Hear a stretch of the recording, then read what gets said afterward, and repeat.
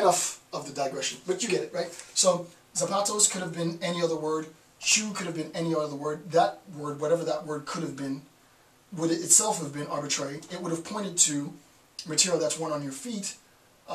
The fact that material that's worn on your feet needs a signal is not arbitrary, though, right? The fact that this concept requires a signal is in no sense arbitrary, right? That's a structure. Lacan calls it the Saussurian algorithm, is what he calls it, right? This idea that there is a relationship between signification and signal. Lacan calls it the Saussurian algorithm, which he goes completely crazy with, but it's beautiful. It's beautiful. At least I think it's beautiful. We're not there yet. Okay, so the linguistic sign is arbitrary. Direct quote from Course in General Linguistics. The idea and sound pattern are arbitrarily connected. Again, we've sort of beat that horse to death. Differences in signals, sound patterns, give meaning to differences in language, right? Differences in signal give meaning to differences in language, right?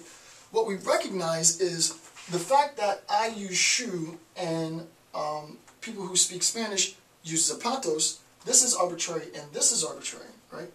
But the fact that zapatos was selected by the Hispanic linguistic community as the sound pattern which will direct us towards material worn on your feet is extremely meaningful, right? And there is a branch of semiology that's interested in just that, right? Why is it, I'm not going to answer the question now, but the question is, now that we understand this, why is it that shoe was used, the word shoe was used to serve as a signal for the signification, material that's worn on your feet, right? Why is it the case? And there's etymological argument, I'm sure. There are probably some cultural arguments, sure. Ethnographers would have something to say. Ethnographers of people's relationship with our shoes, I guess. And I'm sure someone's written a book on it. But there's a story to be told, right? So that's sort of one level. Now, to get a little bit more serious, the main object, this is a direct quote from Saussure, right? The main object of study in semiology, so this is really what we're waiting for. The main object of study in semiology will be the class of systems based on the arbitrary nature of the sign. Now that's pretty profound, right?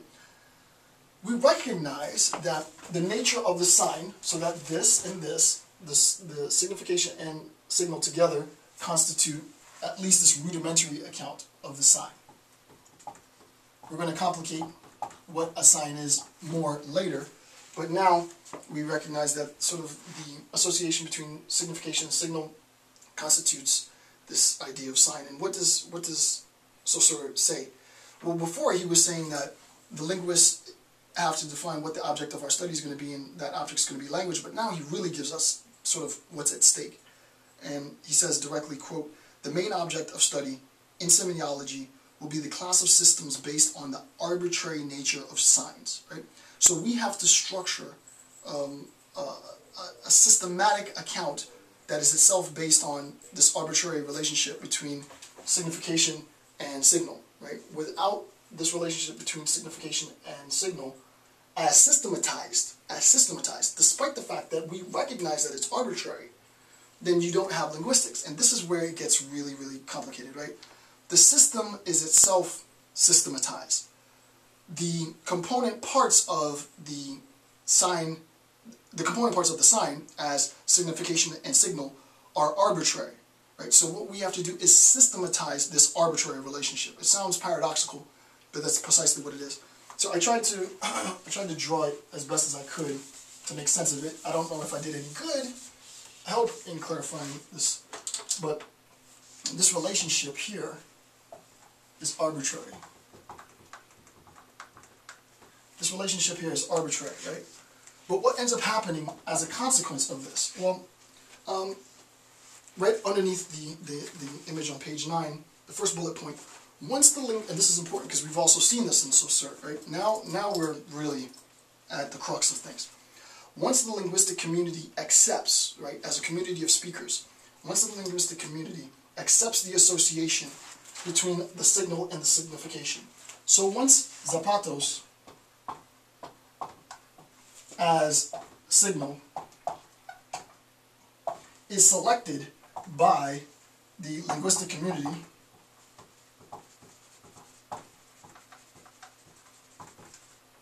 once zapatos is selected as the signal by the linguistic community for what did I say? Material worn on feet. Once the linguistic community selects this term, this word, this sound pattern, as the signal for material worn on feet, which is our signification, then it is no longer arbitrary, right? The fact that this was selected is arbitrary, but once it's been selected, it becomes obligatory, right? So once the linguistic community accepts the association between the signal and signification, it is obligatory, right?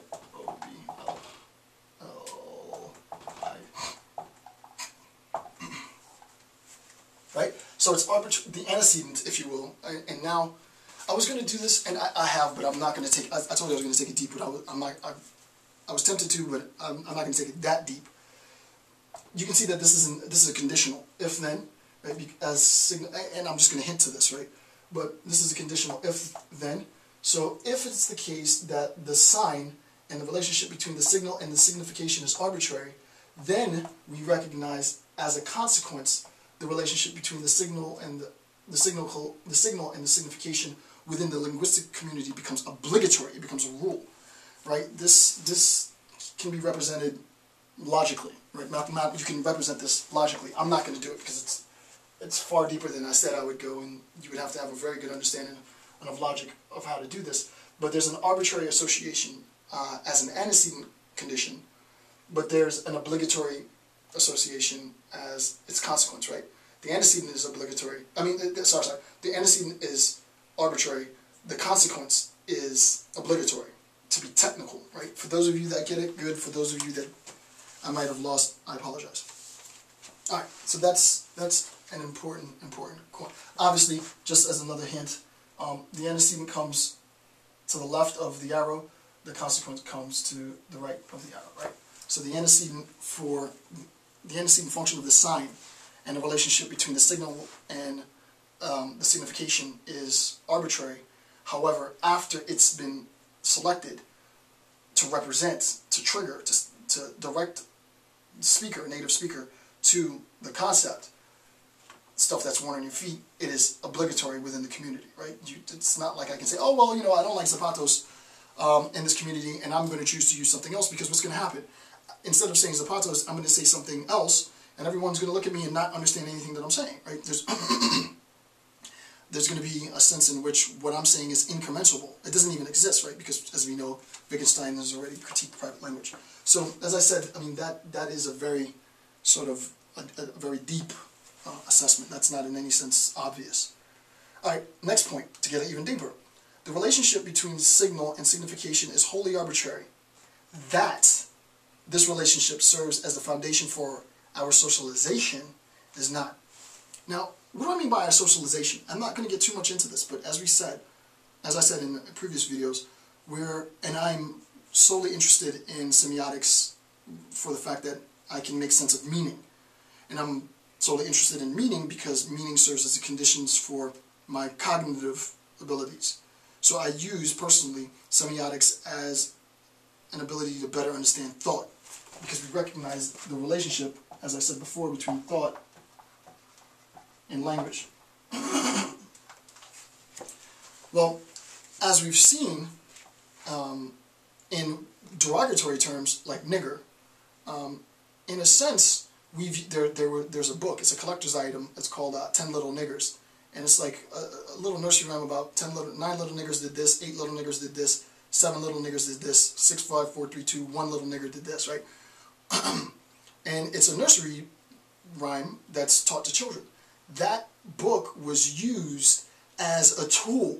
You could do a whole semiological analysis of the use of 10 little niggers as a tool to socialize racism within the American South. It's pretty technical, pretty heady stuff, but that's how deep you can take it, right? So that within the linguistic community, once these sound patterns, if you will, have been arbitrarily associated to concepts, we can then use that association as to create rules, to create laws. And I mean laws in sort of the conceptual sense, but laws as far as legislation. And another piece that I wrote years ago, and I might plug in my own thing, but I talked about the politics of discrimination and the fact that we believe that our political edifice, that law is somehow immune to social bias, patriarchal bias, racial bias is ridiculous, right? Our law is a product of human cognition, and therefore all of the flaws of cognition are flaws of our legal system, right? So in order to revamp our legal system, we need to revamp the way that we think, right? This, as I said, this is seminal in an understanding between, and it doesn't seem like it at first, right? Between the stuff that we say in a very general sense and the ideas that relate to that stuff, right? This is how you control the world. Really, this is how you do it.